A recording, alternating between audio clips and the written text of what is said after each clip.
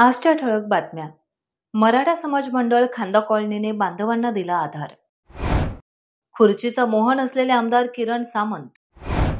बाप्पासमोर ग्रामस्थांनी जागवली शेवटची रात्र. रत्नागिरी कोकण नगर येथे ईद ए मिलाद निमित्त रॅली. ग्रामीण भागात गौराईच्या आगमनाची आगळी वेगळी परंपरा. आता पाहूयात बातम्या सविस्तर स्वरूपात. मराठा समाजातील गरीब कुटुंबात असलेल्या तरुण मुला-मुलींना रोजगाराचा मार्ग खुला व्हावा यासाठी मनोज जरांगे पाटील यांनी उपोषणाचा मार्ग स्वीकारला आहे. आम्हाला कोणावरही अन्याय करायचा नाही, पण आमच्या समाजातील मुला-मुलींना रोजगाराची संधी प्राप्त व्हावी यासाठी हे आंदोलन आहे.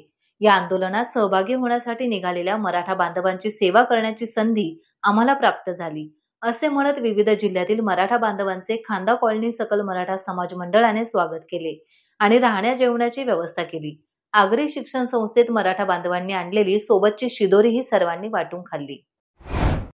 राजापूर तालुक्यातील तेरवण बाईंगवाडी येथे आमदार किरण सामंत यांच्या साधेपणाचे ग्रामस्थांना दर्शन झाले. खुर्च्यांची सोय असूनही साधेपणाने जमिनीवर बसून त्यांनी ग्रामस्थांशी चर्चा केली. गावकऱ्यांना हा साधेपणा आणि लोकाभिमुख स्वभाव आवडला. खुर्चीपेक्षा माणसांचा सन्मान मोठा आहे हे आमदार किरण सामंत यांनी तेरवण गावी दाखवून दिले. तसेच मीही तुमच्यातीलच आहे असे सांगत त्यांनी दाखवलेला साधेपणा तेरवण ग्रामस्थांना भावला. कोकणात गणेशोत्सव सुरू आहे, त्यामुळे गेले 4 दिवस ग्रामीण भागात गणेशोत्सवाची धूम आहे.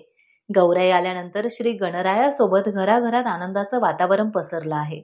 गेले 2 रात्री गावकऱ्यांनी जागून काढल्या. आपल्या घरी आलेल्या गौराई आणि बाप्पाचे स्वागत करण्यासाठी त्यांनी रात्री बाप्पासमोर भजन, कीर्तन, जाखडी नृत्य, पारंपरिक फुगड्या सादर करून आनंद साजरा केला.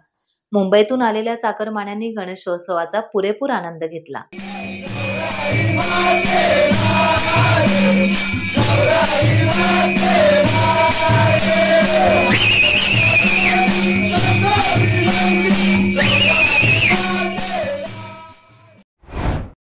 रत्नागिरी कोकण नगर येथे ईद ए मिलाद निमित्त लहान मुलांची रॅली काढण्यात आली. पैगंबर दिनानिमित्त ईदचा सण साजरा करण्यात आला. दावत ए इस्लामी रत्नागिरीतर्फे कोकण नगरचे चरमाले परिसरात ही रॅली काढण्यात आली.